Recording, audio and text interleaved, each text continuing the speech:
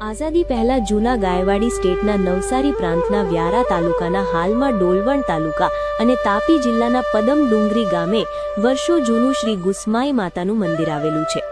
લોકવાયકા પ્રમાણે ત્રેતા યુગમાં આ ગામે પદ્માવતી નગરી અને આ નગરીમાં પદ્માવતી નામે રાણી રાજ્ય કરતા હતા। તે સમયે આ સ્થળ હરિયાળી અને ગાઢ જંગલ હતું। આ જંગલમાં ગુસ અને ઘુસ નામના રાક્ષસોનો પણ નિવાસ હોવાનું લોકવાયકા છે। પદ્માવતી નગરી હોવાના પુરાવાઓ આધારિત શરભભંગેશ્વર મહાદેવજીનું મંદિર આવેલું છે। તેથી આજુબાજુના વિસ્તારમાં પાક્કા મકાનોના અવશેષ રૂપે દિવાલોની ઈંટો મળી આવે છે। ઉપરોક્ત ઘુસ અને ઘુસ નામના રાક્ષસો નગરીના લોકોને ખૂબ રંજાડતા અને હેરાન કરતા, જેના કારણે લોકો હંમેશા ભયભીત રહેતા।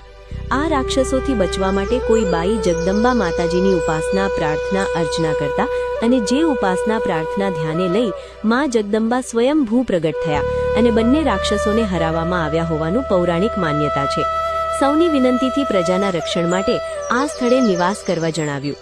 નિવાસ કાળા કાકર નામના ડુંગરના દક્ષિણના છેડે પદમ ડુંગરી ગામે ઊંચી ટેકરી ઉપર કરવામાં આવ્યું। પૌરાણિક લોકવાયકા અનુસાર એક બાઈને કોઈ સંતાન ન હતું, જેથી તેઓ માતાજીના સ્થાને આવી પૂજા અર્ચના, દીવો દિવેટ કરતા, જે ઉપાસનાથી તેઓને સારા દિવસો રહ્યા। તેઓ 7મા 8મા માસ દરમિયાન માતાજીના નિવાસસ્થાને ઉપાસના, પૂજા અર્ચના કરવા પહોંચી શકતા ન હતા। ગુસ્માઈ માં હાલમાં જ્યાં બિરાજમાન છે ત્યાં સુધી જઈ માતાજીની ઉપાસના, પૂજા અર્ચના કરી જણાવ્યું કે હે માં, હવે હું આપના સ્થાન સુધી આવી પૂજા અર્ચના કરી શકું તેમ નથી, તેથી આ જગ્યાએથી જ પૂજા અર્ચના કરીશ, જે આપ સ્વીકારશો। તે અનુસાર બાઈને માતાજીએ સ્વપ્નમાં જણાવ્યું કે દીકરી, તારે હવે ઉપર આવવાની જરૂર નથી, હું સ્વયં નીચે આવી તને દર્શન આપીશ, જે હાલની જગ્યા છે। ત્યાં અગાઉના વર્ષોમાં 4 થાંભલીઓ ભક્તો તરફથી માંડવો પાડી ઝાડી ઝાંખરા નાખી છાંયડો કરવામાં આવતો અને ત્યારબાદ વર્ષો પહેલા નાની સરખી ઝૂંપડી, મંદિર બનાવવામાં આવ્યું અને પૂજા અર્ચના કરવામાં આવતી હતી।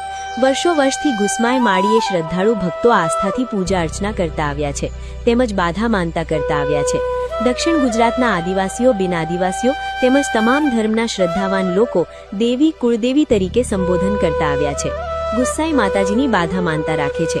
શ્રી ગુસ્માઈ માતાજી મંદિરનો વિકાસ કાર્ય માટે સન 2003માં ગામ આગેવાનો દ્વારા ટ્રસ્ટની રચના કરવાનું વિચાર્યું, જે નિર્ણયને ધ્યાને લઈ બંધારણ તૈયાર કરી ટ્રસ્ટની રચના કરવામાં આવી છે અને મંદિરનું વિધિસર ખાતમુહૂર્ત, પૂજા અર્ચના કરવામાં આવી। સમયની સાથે અહીં સુવિધાઓમાં વધારો થયો છે।